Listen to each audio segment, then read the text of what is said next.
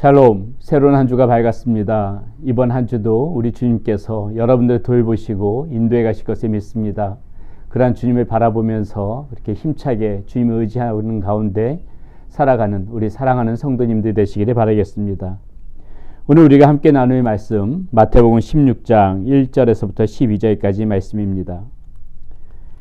오늘 말씀은 바리새인들과 사두개인들이 와서 예수님을 시험하면서 하늘로부터 오는 표적을 구하는 그런 장면으로부터 시작되어집니다. 1전에도 서기관과 바리새인들이 예수님을 찾아와서 이렇게 표적을 구한 적이 있습니다. 그때 예수님께서 이 요나의 예를 들어가시면서 자세히 말씀해 주셨죠. 요나가 물고기 뱃속에서 사흘 동안 있었던 것 같이 인자도 땅속에 밤낮으로 사흘 동안 있을 것이다. 그렇게 말씀하시면서 완악했던 니느웨 백성들도 요나가 전도했을 적에 하나님의 복음을 전했을 적에 회개하라고 말했을 적에 그들이 돌아왔다는 것을 예로 들면서 이렇게 예수님께서 직접 말씀하심에도 불구하고 돌아오지 않는 그들의 완악함에 대해서 우리 예수님께서 질타하셨던 장면 아마 기억하시리라고 생각합니다. 자, 그런 일이 있었음에도 불구하고 이들은 오늘 말씀에도 보면은 끊임없이 계속해서 예수님을 믿지 못하고 계속해서 그 정체성을 밝혀달라, 하늘의 표적을 보여달라 이렇게 구하는 장면들이 나오는 것을 보게 됩니다. 16장 1절에서부터 4절까지 이 장면에 대해서 다시 한번 말씀을 보겠습니다. 바리새인들과 사두개인들이 와서 예수를 시험하여 하늘로부터 오는 표적 보이기를 청하니 예수께서 대답하여 이르시되 너희가 저녁에 하늘이 붉으면 날이 좋겠다 하고 아침에 하늘이 붉고 흐리면 오늘은 날이 굳겠다 하나니 너희가 날씨는 분별할 줄 알면서 시대의 표적은 분별할 수 없느냐. 악하고 음란한 세대가 표적을 구하나 요나의 표적밖에는 보여줄 표적이 없느니라 하시고 그들을 떠나가시니라. 계속해서 이 사람들이 표적을 구하지만은 주님께서는 동일한 말씀을 하시죠. 이미 요나의 표적 가운데에 주님께서 무엇을 하시고자 하는지 그것에 다 나타냈다고 주님께서는 말씀하고 계시는 것입니다. 그러면서 오늘 우리가 이 말씀 가운데 주님께서 한마디 덧붙이셨던 거, 너희들은 날씨를 잘 분별할 수 있지 않느냐. 자, 저녁에 하늘이 붉으면 다음날 날이 맑겠다 하고 아침에 하늘이 붉고 흐리면은 오늘은 날이 굳겠다 하나니. 자, 이렇게 날씨는 보면서 이 날씨의 현상을 보면서 그 날이 잘 판단할 수 있는데 지금 너희들이 그런 거는 잘 분별하면서 왜 이 시대는 분별하지 못하느냐. 주님께서 이렇게 말씀하시는 것이죠. 여러분, 이것은 오늘 우리에게도 시사하는 바가 굉장히 큽니다. 우리도 마찬가지로 이 날씨의 하늘의 현상을 보고 어느 정도 내일 날씨가 어떻겠구나 이렇게 짐작할 수 있지요. 오늘 날씨가 어떻겠구나 짐작할 수 있지요. 그러나 이 시대에 대해서 우리도 정확한 지금 분별력을 가지고 살아가느냐, 우리가 이 점 한번 이 말씀을 보면서 생각해야 합니다. 정말 지금 이 벌어지는 이 모든 현상들, 이 시대의 악한 모습들, 이 하나님께서 주시는 사인들, 이 시대의 표적들이 나타나지는 현상들에 나타나지는 그런 표적들, 이 모습들을 보면서 우리가 무엇에 대해서 경각심을 가지고 우리가 무엇에 대해서 조심하며 우리가 무엇을 추구하며 무엇을 바라보며 어떠한 모습으로 살아가야 될지 우리가 이 시대에 대해서 분별을 분명하게 할 필요가 있다는 것이죠. 그렇지 않으면은 우리는 이 바리새인과 이 사두개인들처럼 끊임없이 하나님 우리에게 표적을 보여주십시오 이렇게 구하는 어리석은 사람과 다를 바가 하나도 없는 것입니다. 주님께서는 이미 이 성경 말씀을 통하여서 우리에게 여러 가지 표적을 보이셨지요. 우리가 이 마지막 시대에 어떻게 살아가야 되는지, 그리고 주님께서 어떻게 다시 오시는지 그런 거에 대해서 충분히 말씀을 주셨고요. 우리는 이 말씀을 통하여서 이 시대를 바로 바라봐야 될 줄 압니다. 보아야 될 줄 압니다. 이 시대를 바로 바라보는 가운데에 내가 오늘의 삶의 지표를 정해야 되는 것이지요. 잘못된 부분들이 있으면 빨리 깨닫고 돌아오고 신실한 하나님의 자녀로 어떻게 내 삶을 가꾸면서 살아가야 될지 오늘날 이 시대를 보면서 이 마지막 때를 살아가면서 경각심을 가지고 그렇게 살아가야만이 우리가 이 어리석은 바리새인들과 사두개인들처럼 끊임없이 계속해서 하나님한테 어리석은 사람처럼 표적을 구하는 그러한 사람이 되어지지 않는다는 것입니다. 우리가 날씨를 분별하는 것처럼 우리는 이 시대를 바로 바라봐야 합니다. 이 시대를 바로 바라보는 가운데에 더욱더 주님 앞에 간절히 매달리는 저와 여러분들 삶이 되어져야 될 것이라고 믿습니다. 자, 계속해서요. 이제 예수님께서 이 바리새인들과 사두개인들을 떠나서 이제 제자들과 건너편으로 이렇게 가는 장면이 나옵니다. 5절에서부터 12절까지 말씀 한번 제가 읽어드리도록 하겠습니다.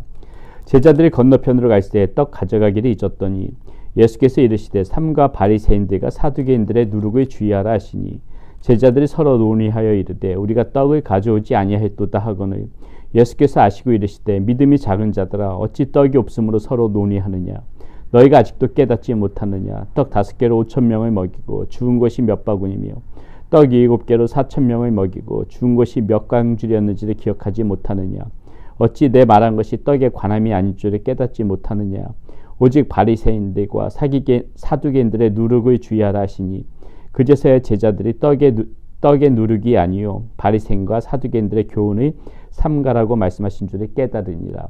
자, 예수님께서 가시면서 제자들에게 말씀하시는 겁니다. 바리새인들과 사두개인들의 누룩을 주의하라. 자, 예수님께서 이렇게 말씀하실 때 이 누룩은 먹는 누룩이 아니죠. 이 바리새인들과 사두개인들의 거짓 교훈을 이 누룩에 비유해서 말씀하신 것입니다. 잠깐 우리가 이 바리새인들과 사두개인들의 이 교훈이 어떤 교훈들이었는지 잠깐 한번 살펴보고 넘어가겠습니다. 바리새인들은요, 항상 이 율법을 장로들의 전통에 기초해서 해석했습니다. 일전에도 이 장로들의 전통에 대해서 제가 말씀드린 바 있는데요. 이 장로들의 전통이 무엇입니까? 하나님께서 말씀해 주신 그 율법 위에 자신들의 임의로 더 많은 것들을 추가했습니다. 그래서 굉장히 그 하나님이 말씀하신 그 율법 위에 많은 것들을 첨부함으로 인해 가지고 그것을 가지고 마치 지키는 것이 거룩한 모습인 양 이렇게 외식적으로 이렇게 살아가는 모습들이 많이 보였었는데요. 그 마음의 어두운 부분들은 다 감추면서 말이죠. 자, 그런 이 바리새인들은 그 장로들의 전통에 기초해서 이 율법을 해석했었고 또 그 해석한 것들을 이렇게 엄격히 준순했습니다.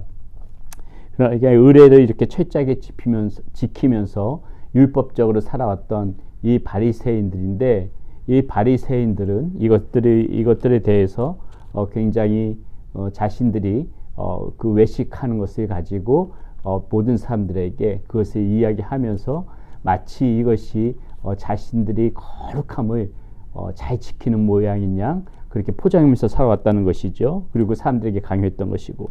자, 그리고 사두개인들은 뭐냐면요. 거의 그 사회 그 당시 지도층이었습니다.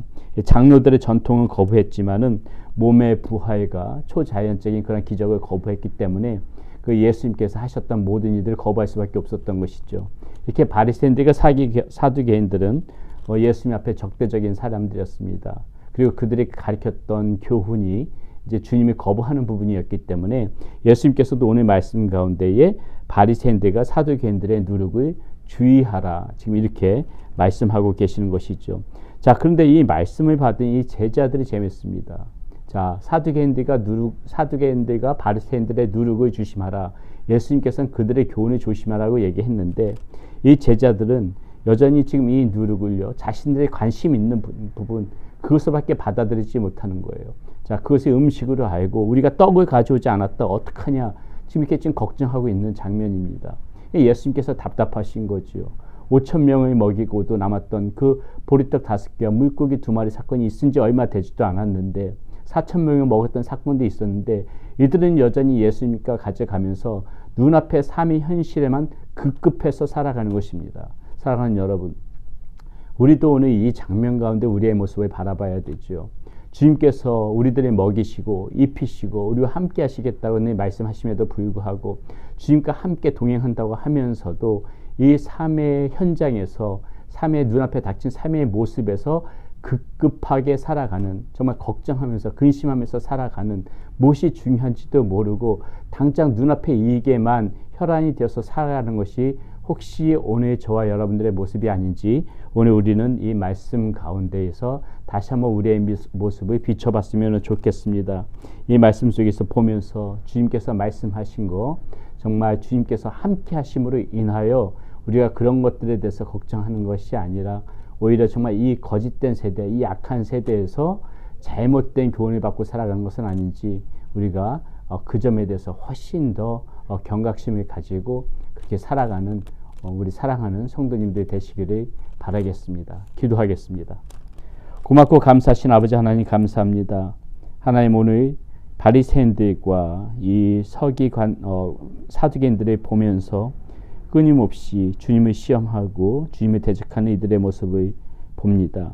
하나님, 우리도 이 어리석은 사람들과 같이 그런 모습으로 살아가는 것이 아니라 정말 주님께서 베풀어 주신 그 은혜, 주님께서 그동안 보여주셨던 하나님 그 모든 것들, 이 말씀 속에서 담겨져 있는 것들을 잘 품고서 살아갈 수 있는 우리의 삶이 되어지게 하여 주시고, 주님께서 우리와 함께 하심을 우리에게 베푸시는 그 은혜를 날마다 기억하며 이 땅에서의 삶 가운데 전전긍긍하는 것이 아니라 더욱더 주님을 의지하면서 바라보면서 그렇게 살아가는 우리의 모습 되어지게 하여 주시옵소서. 악한 시대 가운데 우리가 어떻게 살아가야 될지 그것도 잘 경각심을 가지면서 살아갈 수 있는 우리의 모습이 되어지게 하여 주시옵소서. 우리 주 예수 그리스도의 이름으로 감사하며 기도드렸습니다. 아멘.